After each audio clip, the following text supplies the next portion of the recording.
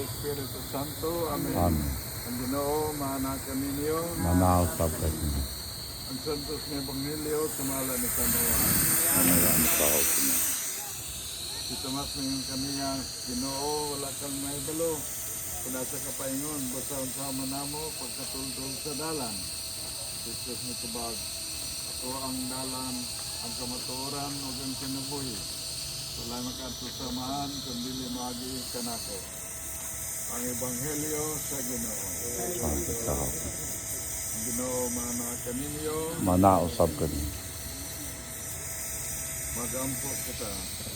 Diyos nga magagawa sa tanan, magbubuhat sa langit sa iyo ta. Kung mong dili matukid ng sinayadman, kaya tayo mo kami kahong sa pagmugnaog manindot. Mayang ang mga butang, mga muya kami, nga katong magamit ng sakyanan.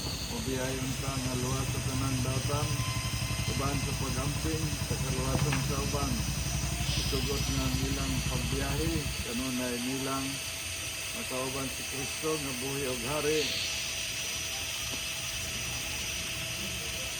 Padalangin mong mga anghel nga magbalantar ang pag-amping nining sakyanan, driver, mga sumasakay o sa mga pedestrian.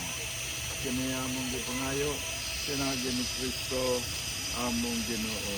Amen.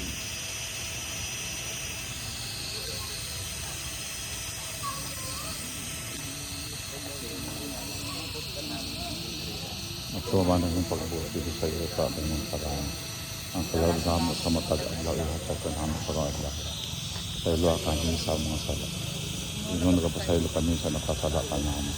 Kung dili mo kami tugyan sa kanila, sinuno alawa sa kami sa ng dautan. Amen. Ang ginong Diyos anakan.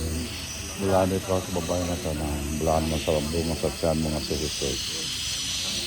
Unahan ka sa Diyos, igampo mo kami makasal. Karon sa oras sa among kamatayan. Maingon sa sinugdan karon sigapon sa makatuigan nga tanan. Amen.